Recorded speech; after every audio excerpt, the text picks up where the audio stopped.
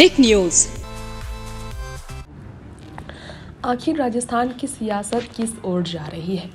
अपने ही सरकार पर सवाल कांग्रेस एमएलए का करना इशारा कई तरफ कर रहा है। एक तरफ सचिन पायलट कैंप की गहलोत गुट के खिलाफ अगुवाई सचिन को सीएम बनाने को लेकर चर्चा में रही। दूसरी ओर गहलोत गुट सोनिया गांधी के फैसले से नाराज इस्तीफे की चेतावनी देती नजर आई।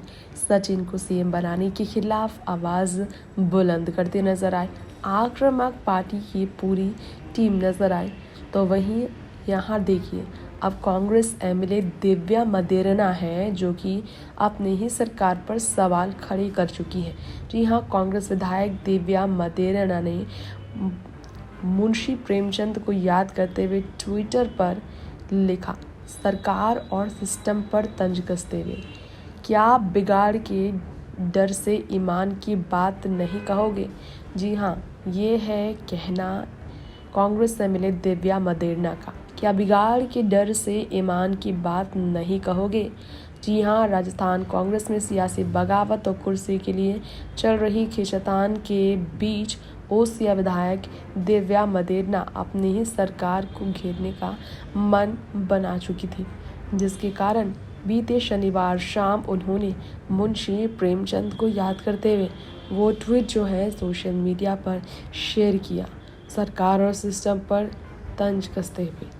तो वहीं आपको बताना चाहेंगे इस खास रिपोर्ट में कि कांग्रेस विधायक ने ट्विटर पर लिखा, क्या बिगाड़ के डर से ईमान की बात नहीं कहोगी? निजी स्वार्थ और भयवश सच्चाई ना कहना झूठ की तरफदारी करना है। आज मुंशी प्रेमचंद होते तो जनता की मुसीबतों को ना सिर्फ मजबूती से कहते बल्कि जनता के साथ खड़े भी होते।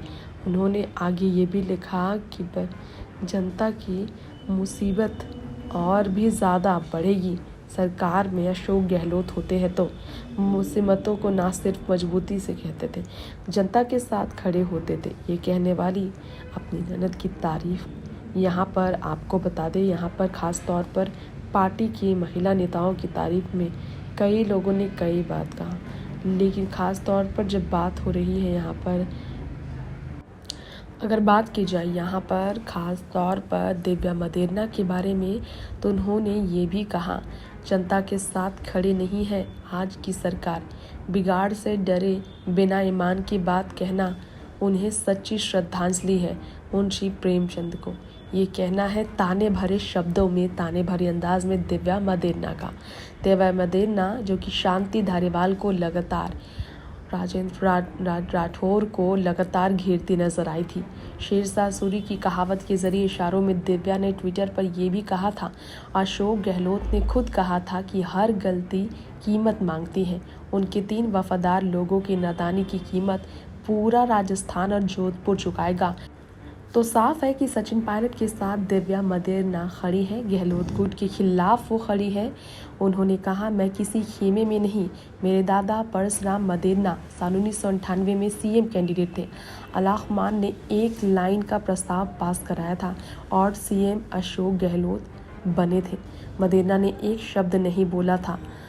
आगे लिखा है दिव्या मदेरणा ने कि जिस तरह से अलाख्मान के आदेश को नहीं मानने वालों के खिलाफ खुलकर मोर्चा खोला गया, बेबाकी से अपनी बात सभी के सामने रखी गई।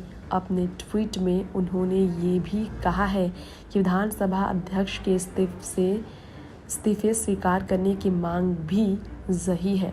और तो और ये भी कहा है दिव्या ने कि हमारे सामने देखिए ज़रा किस तरह से हमारी निष्ठा अलाख्मान में है। मदेरणा 1953 में सरपंची और 1957 से साल 1958 तक चुनाव जीते।